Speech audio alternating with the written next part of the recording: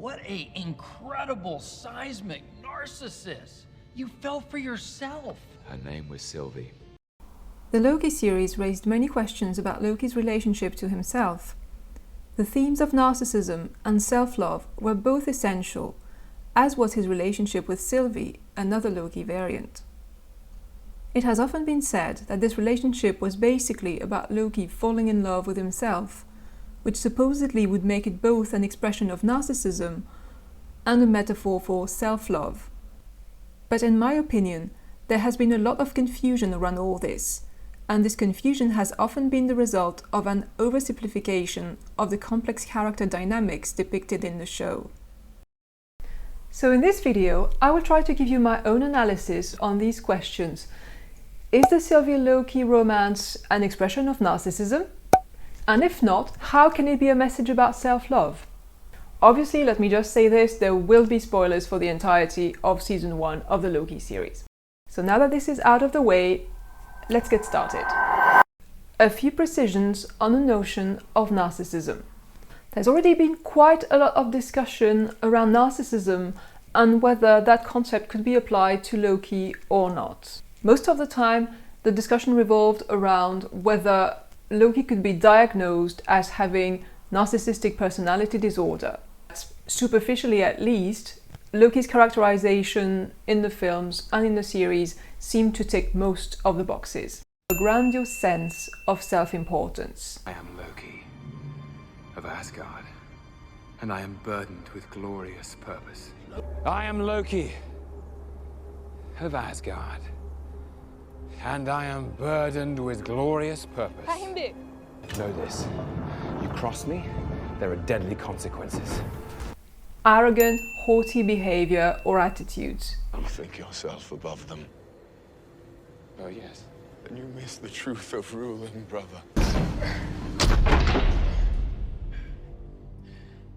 Are you ever not going to fall for that? Look, why don't you let me take over? I'm clearly the better pilot. Handle me. Who are you? Loki. You think you're some kind of sorcerer? Don't think for 1 minute you second-rate. All right, bye-bye. I mean, you didn't think I'd really come and see you, did you? This place is disgusting. A belief that you are special and a sense of entitlement. I remember you tossing me into an abyss. I who was and should be king. You are all of you beneath me. I am a god, you dull creature. Madam, a god doesn't plead. You want to be king? I don't want to be. I was born to be. Preoccupation with fantasies of unlimited success and power and a need for excessive admiration. When he wakes, I will have saved his life. I will have destroyed that race of monsters, and I will be true heir to the throne. I said...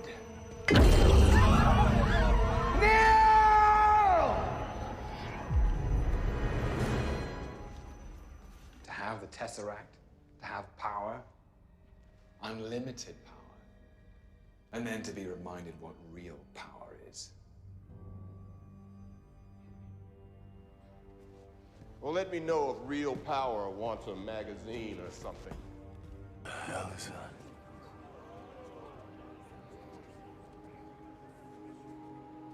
Your savior is here! Did you miss me? A lack of empathy. Let me explain to Father. Father is dead. What?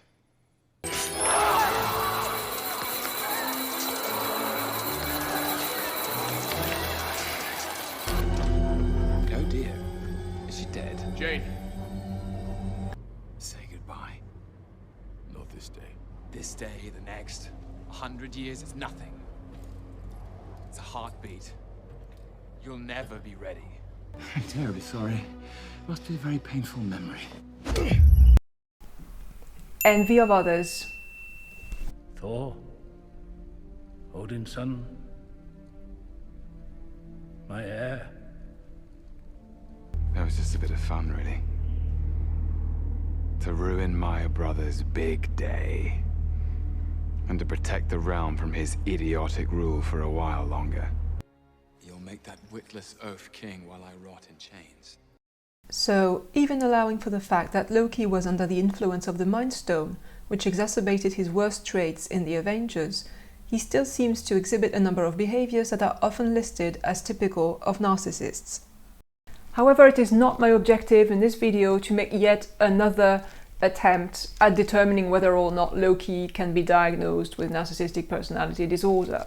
Here, I'm more interested in looking at narcissism from a literary point of view, because I think it's very important to remember that a fictional character like Loki is a creature of the imagination first and foremost, and therefore trying to diagnose him the way you would diagnose a real person with an actual psyche, it can be interesting, but I think it also has obvious limitations. Besides, I feel like it is important to take into account what kind of series this is. It may start a little like a psychological thriller or a cop show, but to me, eventually it is much more like a fable or a tale. It is an initiation story. It has sci-fi as well as magic, and we are even told from the start that time is irrelevant. So we are firmly in the realm of the metaphorical and the magical, and certainly not in the realm of realism. So trying to assess the series against very realistic criteria like, is it plausible for a narcissist to diagnose himself? Is it possible for a narcissist to grow out of his narcissism, and especially in so short a time? It may not be the best way to approach a series like this one in a way that does it justice. Is Narcissus in love with himself? And is Loki? So writers of fiction have always used myths as a source of inspiration to find motifs and thematic patterns that resonate with the stories they want to tell. Narcissus was a literary myth long before it was appropriated by psychoanalysis and long before the name was given to a personality disorder.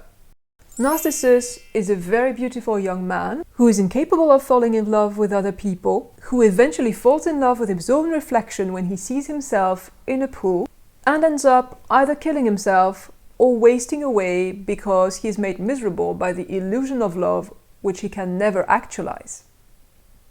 So how does this relate to Loki? The first thing I want to point out is that it is not absolutely accurate to say that Narcissus is in love with himself. Narcissus is not in love with himself, he's in love with his reflection. And that's not the same thing. Because what is a reflection? It's an image of yourself. And it's also, very importantly, something that isn't real. It isn't real. There were many simplistic statements and jokes about how Loki loved himself too much or was in love with himself, or that falling in love with himself was such a Loki thing to do. But this statement, if you take it seriously and not just as a joke, is actually a complete misunderstanding of the character of Loki. Because Loki's problem is not that he loves himself too much. Loki's problem is that he hates himself. First, he has literally been taught to hate himself because he's a frost giant and he was raised with stories about how the frost giants were horrible monsters that Asgard had defeated. Do the frost giants still live? When I'm king, I'll hunt the monsters down and slay them all.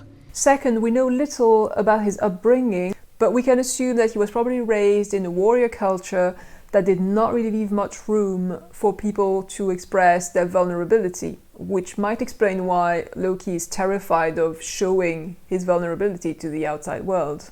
And third, probably the most cruel aspect of Loki's upbringing on Odin's part is that he set him up to fail. He let him grow up with a goal that he knew he could never reach. Sense now why you favored Thor all these years, because no matter how much you claim to love me, you could never have a frost giant sitting on the throne of Asgard.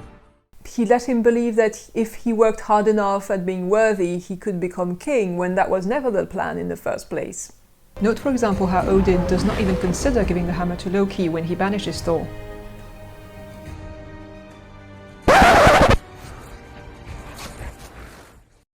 And as a result of this, Loki felt betrayed, but also forever inadequate. So clearly Loki's obsession with projecting this image of a strong, powerful, superior being, it is not an excess of self-love, it is self-loathing. The whole narcissistic behavior, it's an act it's a facade, it's a defense mechanism. In other words, it's an illusion. And Loki is the god of illusions.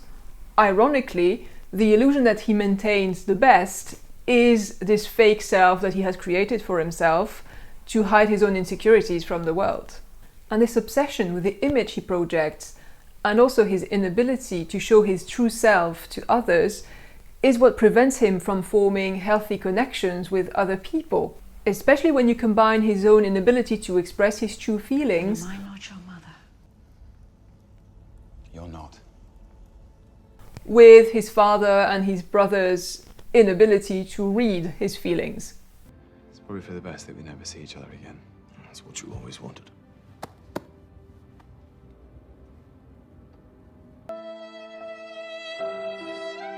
But I've done it! For you! For all of us! No, Loki. Emotional intelligence in the Asgardian royal family is in short supply. So the first person who's really able to reach Loki is in fact Mobius. He manages to force Loki to drop this act and to admit that actually these displays of grandiosity and of excessive self-confidence are just an illusion. It's part of the illusion. It's the cruel, elaborate trick conjured by the weak to inspire fear. The desperate play for control. So Mobius opens a door for Loki to grow, but on its own, this relationship is not enough. We see in episode 2 that Loki quickly falls back into his old habits, acting superior and dismissing other people's abilities. Who knows, maybe there's something that we missed. Well, you're idiots. I suspect you probably missed a lot. Showing a lack of empathy for others. Cool. No, it is cool, but it's just not in good taste because of... Well, they're all gonna die anyway. Failing in his attempts at tricking people because he underestimates them. You had me for a second. My ears are sharp, too. And Mobius, although he clearly admires Loki's intelligence, is also clearly very frustrated by this. Just shut up, please. What happened to the guy I met on the elevator who didn't like to talk? Remember him? Now I'm stuck with this guy who won't stop yakking away about what makes a Loki tick. So in addition to this first relationship, another relationship comes along which is the missing part of the puzzle, and this is Loki's relationship with Sylvie. Why I was skeptical of the Loki-Sylvie relationship at first. If you've watched any of the videos that I published while the series was still airing, you may have noticed that at first I was a bit skeptical about whether that relationship could actually work. Because at the time the show seemed to be defining this relationship as a narcissistic one. And by definition, a narcissistic relationship is doomed to fail. Because it is based on an illusion, something that was communicated through the love is a dagger metaphor. Love is a dagger. You can see yourself in it. It's beautiful. Until it makes you bleed. But ultimately, when you reach for it, It isn't real. Here I saw the dagger metaphor as a sign that his inability to find love was linked to his narcissistic tendencies. He was unable to find something real because he was too obsessed with his own self-image to be truly able to open up to the possibility of loving another person. a bit of both. I suspect the same as you, but nothing ever... Real. Episode 4 initially seemed to confirm my impression, with Loki admitting to Sif, I'm a narcissist. and then Mobius calling Loki a seismic narcissist. Incredible seismic narcissist. So even after watching episode 4, I still wasn't sure that the relationship could actually work, because first there was this problem of narcissism on Loki's side, but then Sylvie's reaction at the end of the episode seemed to suggest that maybe she was not on the same page as Loki. What?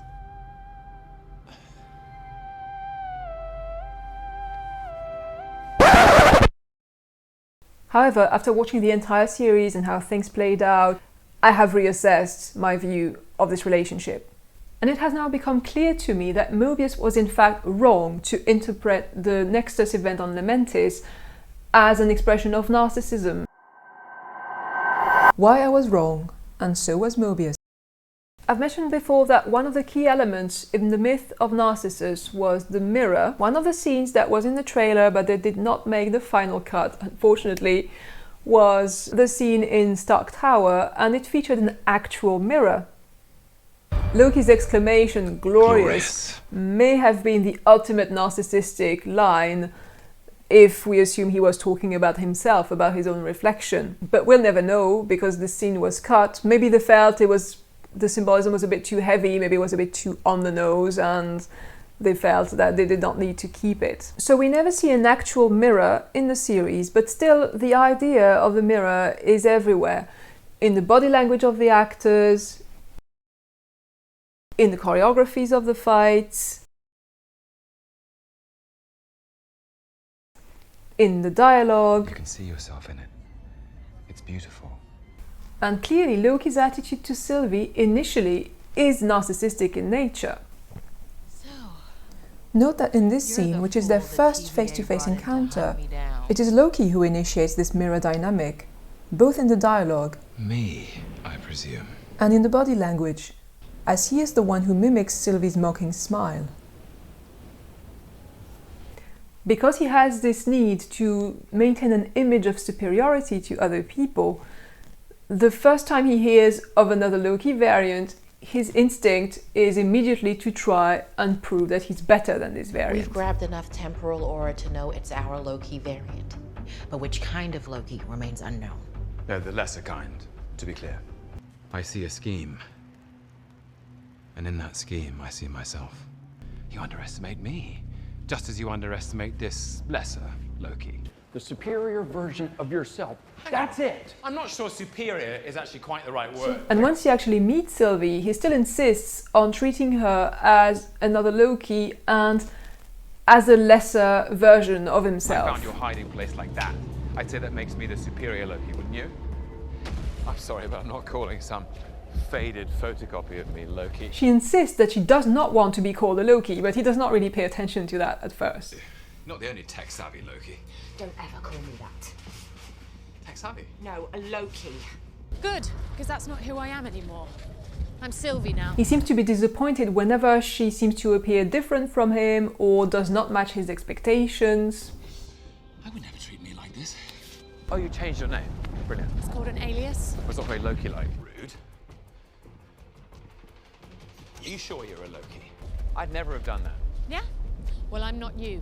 So at first, yes, definitely, he treats her as a mirror image of himself to boost his own ego, which definitely looks like narcissistic behavior.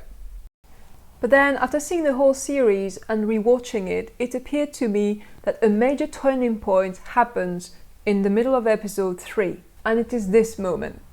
So, where do you learn to do the I taught myself. You taught yourself that magic? Yeah, I did.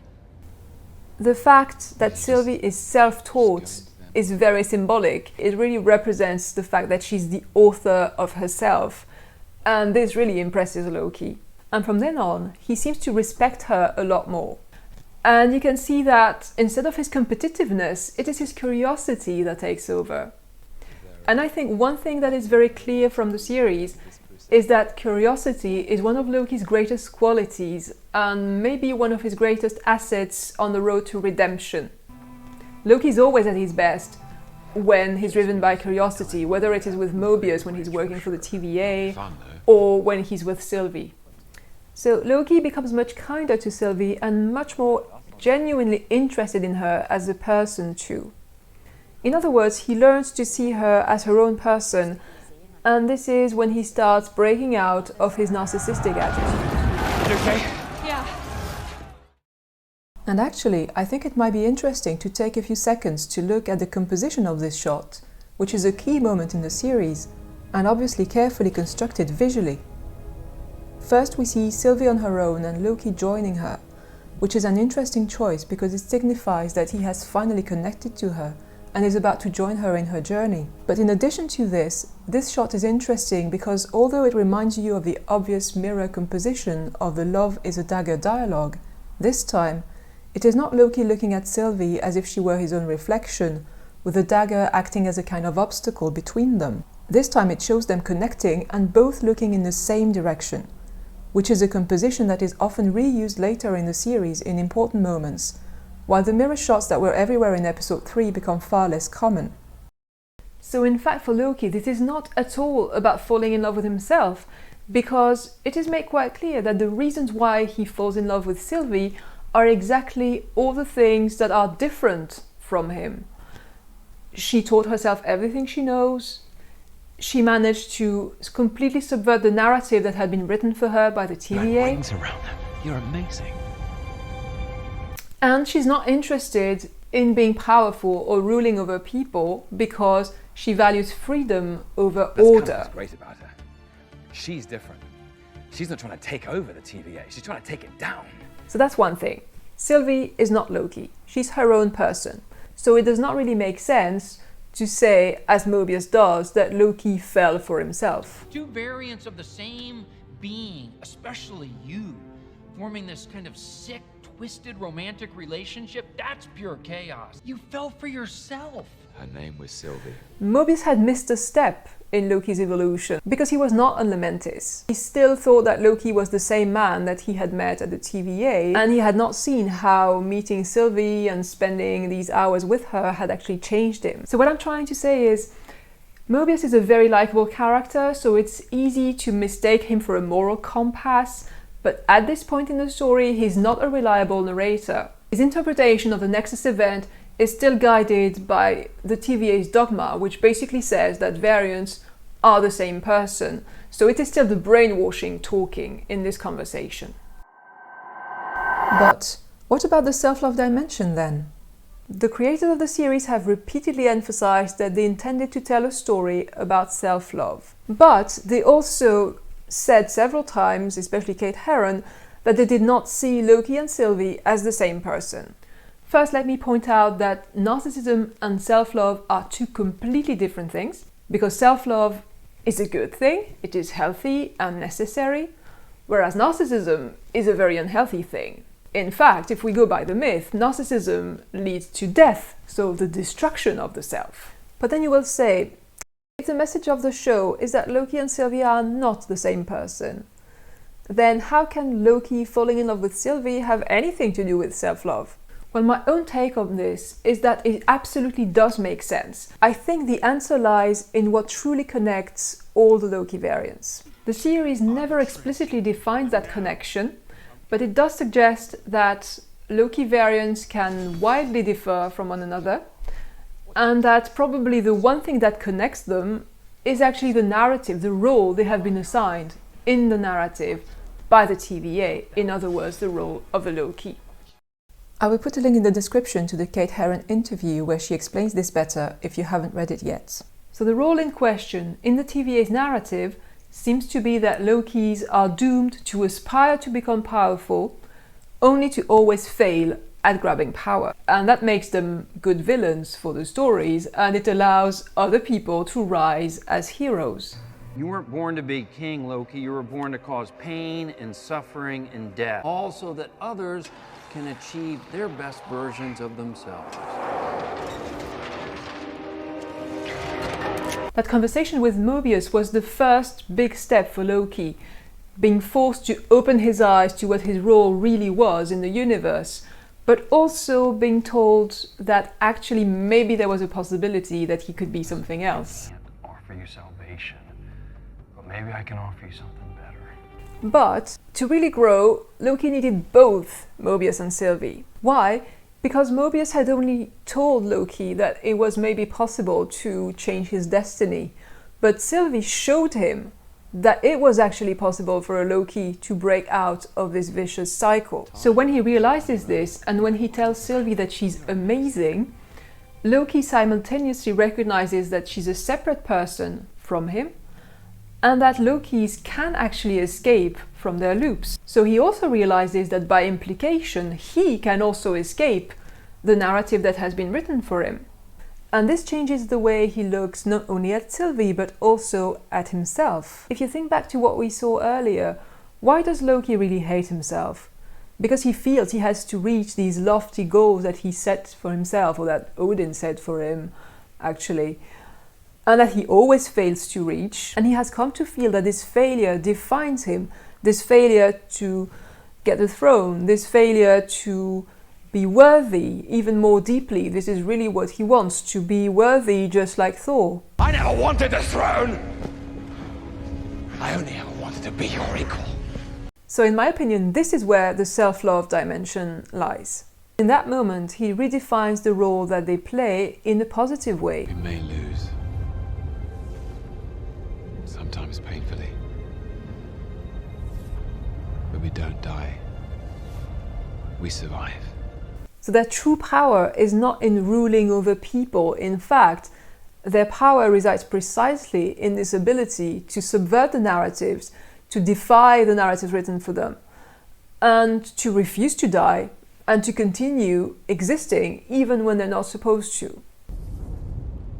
Because I'm not supposed to exist. It no longer has anything to do with narcissism, and now it is much more about self-discovery and self-acceptance. The saying goes, you need to love yourself first before you can love another person, which may or may not be true in real life. But here, in my opinion, what happens is that both things happen at the same time. So I think it is actually a very beautiful moment, because it is very poetic and it is very complex in how it encapsulates so many emotions and processes at the same time. And I find it a bit sad that it's been reduced so often to Loki falling for himself, or self-obsessed, or any other oversimplification that, in my opinion, completely fail to capture what really happens here. Sylvie's own emotional journey.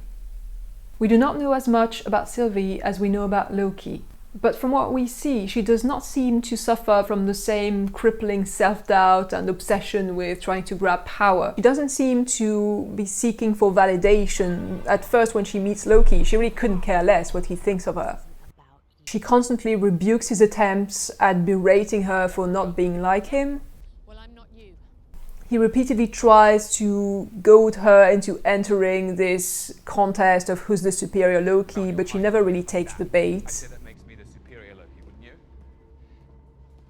So I think we can safely say that Sylvie is not a narcissist. But does that mean that Sylvie is perfectly happy? Certainly not. Sylvie's own problem is that, having spent her whole life running away from apocalypses, she has never been given a chance to create any meaningful connection with another person. I don't have friends. I don't have anyone.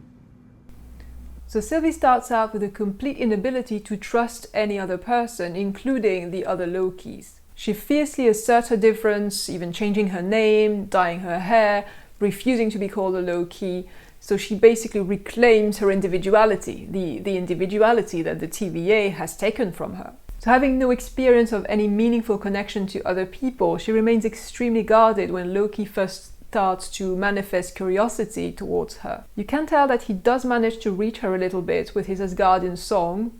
She's visibly moved, but at the same time, as he later remarks, she gives away almost nothing about herself. You know, I feel like I've told you so much about me. I really don't know the first thing about you. Thanks for the tactical advantage. It's only when she thinks she's about to die that she finally reaches out and creates a connection with Loki. Then throughout episode 4, she makes more progress, especially in that scene with B-15. Your variants were the same. This is a big step for Sylvie, because until then, even though she knew technically that TVA agents were all variants like her, she had never really treated them like persons. And that was probably out of necessity. She knew that to carry out her mission, she would probably need to kill quite a lot of them. And she couldn't do that if she thought of them as fellow victims. So Sylvie also grows throughout episode 4, but still, at the end of the episode, she still looks very confused and even terrified when Loki tries to confess his feelings to her. In episode 5, Loki manages to break through that facade a little bit, because we can hear her voice break slightly when she says this. Yeah, there are more important things, right? Right? Yeah, like bringing down the TVA. Then the big moment of growth comes when she tells Loki, "We're going to entrap it!" I don't know how! You do! And again, I don't think this sentence should be interpreted as meaning we are the same person. Because if you think about it, she said exactly the same thing to B15.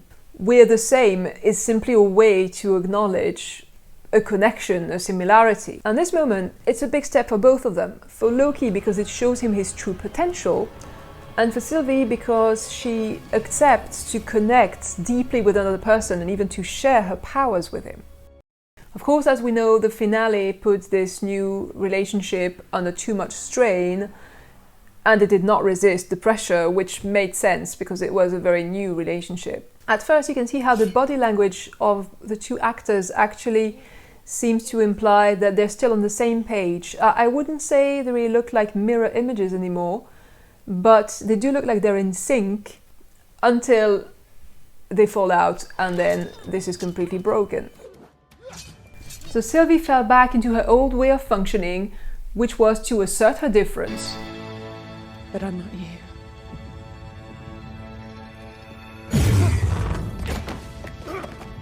Which is ironic and sad, because in fact Loki knows that very well. He knows very well that she's not him.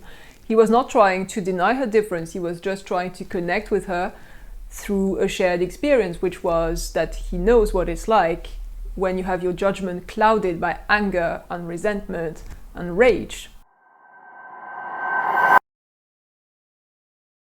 So basically we could say that Sylvie and Loki go through mirror progressions. Again, the mirror. Loki initially started with a narcissistic attitude towards Sylvie.